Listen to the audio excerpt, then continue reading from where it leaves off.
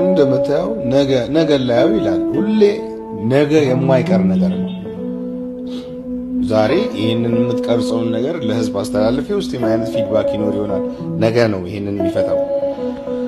ሚስት አግብቼ ካላገባህ ነገ ነው፣ ካገባህ ወልጄ ነገ ነው፣ ተመርቆ ነገ ነው፣ ወልዶ የልጅ ልጅ ማየት ነገ ነው። ሁሉም ነገር በነገ ውስጥ ያለ ተስፋ ነው። ተምሬ ስራ አግኝቼ ነገ ነው። ሁሉም ነገር ተስፋ እንዲኖረው ዛሬ ይርላህም አይርላህም ነገ የምትፈልጋቸው ነገሮች አሉ። ኢዮብ መኮንን ኢትዮጵያዊ ታዋቂ ዘፋኝ የነበረ ሲሆን ብዙ ዘመን የሙዚቃ ስራዎችን አቅርቧል። ከነዚህም ውስጥ ለኢትዮጵያ የሬጌ ሙዚቃ እድገት አስተዋጽኦ ያደረገበት ስሙን በጉልህ ያስጠራዋል። ኢዮብ መኮንን ባደረበት ድንገተኛ ህመም በናይሮቢ ከተማ ሕክምናውን በሚከታተልበት ሆስፒታል እሁድ ማታ ነሐሴ 12 ቀን 2005 ዓ.ም አርፏል። ሰላም ውድ የኢትዮጵያ ዴሊ ተከታታዮች፣ እናንተን ያዝናናሉ፣ ትምህርት ያስጨብጣሉ ያልናቸው መረጃዎች ይዘን መተናል። እንደተለመደው ላይክ፣ ሼር እንዲሁም ለቻናል አዲስ የሆናችሁ ቻናሉን ሰብስክራይብ በማድረግ ቤተሰብ እንድትሆኑ በአክብሮት ስንጠይቅ ወደ ዕለቱ መሰናዶችን እናልፋለን። ኢዮብ መኮንን እባላለሁ። በነገራችን ላይ የወታደር ልጅ ነው። አባቴ ወታደር እንደመሆኑ ከሀገር ሀገር በመዘዋወር ነበር ሀገሩን ያገለግል ነበር። ይኸው ስራው ደግሞ ጅጅጋ ደርሶት ከእናቴ ከአማረሽ ተፈራ ይምሩ ጋር ለመታወቅ በቃና ጥቅምት 2 ቀን 1967 ዓ.ም በጭናቅሰን ገብርኤል ጅግጅጋ ከተማ እኔ ተወለድኩ። እድሜ ለትምህርት እንደደረሰም የአንደኛ ደረጃ ትምህርቴን በጅግጅጋ አንደኛ ክፍል መለስተኛ የሁለት ደረጃ ትምህርት ቤት፣ የሁለተኛ ደረጃ ትምህርቴን ደግሞ ከአባት ከመኮንን ዘውዴ የመኑ ጋር ወደ አስመራ በመሄድ የተከታተልኩ ሲሆን አሪውን የሁለተኛ ደረጃ ትምህርቴን ደግሞ ወደ ጅጅጋ በመመለስ ተከታትያለሁ። የሁለተኛ ደረጃ ትምህርቴን እየተከታተልኩ የሙዚቃ ፍቅር የገባቸውና ሙዚቃ ከኔ በተሻለ የሚሰሩ ልጆች ጋር በአቅራቢያ እየሄድኩ ለማመድ ጀመር። ነገር ግን ለሙዚቃው አዲስ እንደመሆን መጠን በሙዚቃ መሳሪያዎች ከሚለማመዱ ልጆች ጋር እኩል ሙዚቃን መለማመድ አዳገት ሆነብኝ። ይህንን ለአብሮ አደግ ጓደኛዬ ሙዚቃን እየተለማመድኩ እንደሆነና ነገር ግን ከመሳሪያው እኩል ስጫወት ልክ እንደማይመጣልኝና መሳሪያው የሚወጣው ድምጽ ስለሚረብሽኝ ነግራት፣ እሷ ግድ የለህም ኢዮብ መዝፈን እንደምትችል እኔ በደንብ አውቃለሁ፣ አንድ ቦታ ልውሰድህ አለችኝ። እኔም እሺ ብያት በማግስቱ ሙዚቃን በተሻለ መልኩ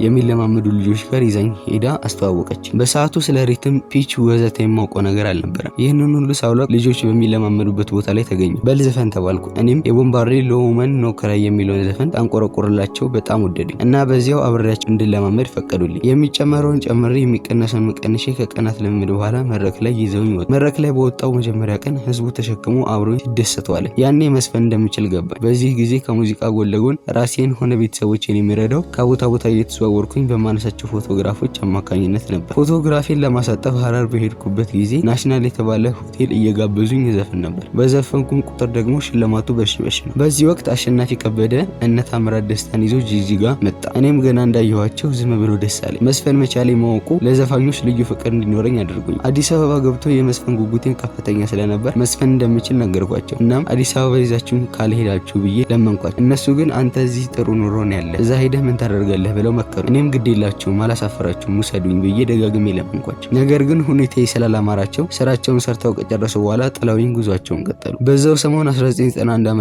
ሀረር ያነሷቸው ፎቶግራፊ እያሳጠብኩኝ አብሮ ፎቶግራፊ ያነሳ የነበረ አንድ ልጅ ድንገት አገኘሁት። ስሙን ባልጠቅስ ይሻላል። ያ ልጅ ስራው አልሆንለት ብሎ ከስሮ በነበረ ጊዜ እኔ ፎቶግራፍና ካሜራ ሰጥቼው እንደገና ስራ ያስጀመርኩ። ከልጁ ጋር እንደተገናኘንም ሰላምታ ከተለዋወጥን በኋላ ወሬ ስንጀምር መሻሻሉን እና ጉርሱም የምትባል ሀገር ፎቶ ቤት መክፈቱን ነግሮኝ እንደውም እዛ ከአዲስ አበባ የመጡ ዘፋኞች ሙዚቃ እያቀረቡ ስለሆነ ለምን አንሄድም አለኝ። በወቅቱ ኪሴ ውስጥ 2 ብር ብቻ ነበር የነበረኝ እና ብር እንዳልያዝኩኝ ተነግረው አንተ እኮ ባለውለታዬ ነህ እኔ ሁሉን ነገር እችላለሁ አለኝና ተያይዘን በሃይሉክስ ተጭነን ጉርሱም ገባ። እዚያም ስንደርስ አሁንም እና አሸናፊ ከበደ ሙዚቃ እያቀረቡ ነው። በድጋሚ ሳገኛቸው ደስ ብሎኝ በድፍረት አዘፍኑኝ አልኳቸው። እነሱም በመገረማዩኝና እዚህም መጣህ አሉኝ። እኔም አዎ አልኳቸው። እናም በድጋሚ እንዲያዘፍኑኝ ለመንኳቸው። እነሱም እሺ ያሉኝና እድሉን ሰጥተውኝ መድረክ ላይ ወጥቼ ስዘፍን በሽልማት ተንበሸበሽ እና አሸናፊም ይህንን ሲያዩ እሺ አዲስ አበባ ብንወስድህ ማን ጋር ታርፋለህ አሉኝ። እኔም ካሳንቺስ አክስት ስላለችኝ እሷ ጋር ማረፍ እንደምችል ስነግራቸው ተስማሙና ይዘውኝ ጉዟቸውን ቀጠሉ። እነሱ በደረሰባቸው ሀገር እየዘፈንኩና ፎቶ እያነሳው ከብዙ ቀናት በኋላ በ24 ዓመቴ አዲስ አበባ ገባሁ። አዲስ አበባ ካሳንቺስ አካባቢ አክስቴ ጋር ባረፍኩ ወቅት የኃይልዬ ታደሰ ይሞታሉ የሚለው አልበሙ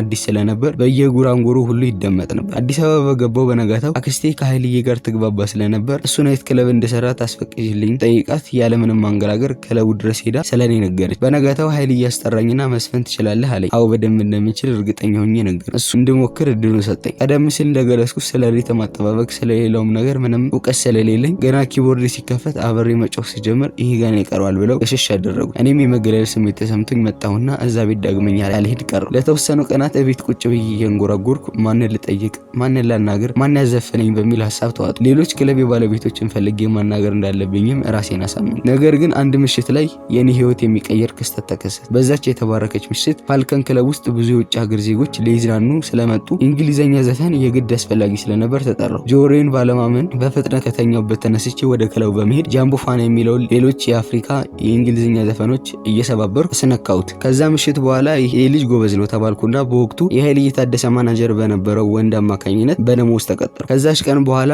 ኦሮምኛውን፣ ሶማሊኛውን፣ እንግሊዘኛውን እየጠየኩኝ ቋንቋ ሁሉ እየሰባበርኩ መጫወት ጀመር። ሰው እየወደደኝ እየተቀበለኝ ሄደ። እንደ አጋጣሚ የአክስቴ ቤት ፋልከን ክለብ አጠገብ ስለነበር ኑሮዬ አክስቴም ጋር ፋልከን ክለብ ውስጥን በማድረግ አዲስ አበባ ኑሮ ተያያዝ። በ1991 ዓ.ም ሙዚቃን እንደ ፕሮፌሽን አብዬ ፋልከን ክለብ ውስጥ በስፋት መጫወት ጀመርኩ። በክለብ ህይወቴ በዋነኝነት የአሊ ቢራን፣ የቦምባርሌን ዘፋኞች በስፋት አቀነቅን ነበር። ኦሮምኛ መስማትና መናገር ስለምችል መሰለኝ ከሀገር ውስጥ ድምፃውያን ለአሊ ቢራና ልዩ ፍቅር አለኝ። የአሊ ቢራን ዘፋኞች ህፃን ሆኜ ወደ ትምህርት ቤት ሲሄድ እያንጎራጎርኳቸው ስለሚሄድ ልክ እንደ ህዝብ መስሙር ሸምድጃቸው ነበር። ለብዙዎቹ የሀገራችን አርቲስቶች ፍቅር አክብሮት አለኝ። ለባህልና ሀገራዊ ሙዚቃዎች ግን ደንታ አይሰጠኝም። የመጀመሪያው ረድፍ ላይ የማስቀምጠው ለሱ ልዩ ፍቅር አለኝ።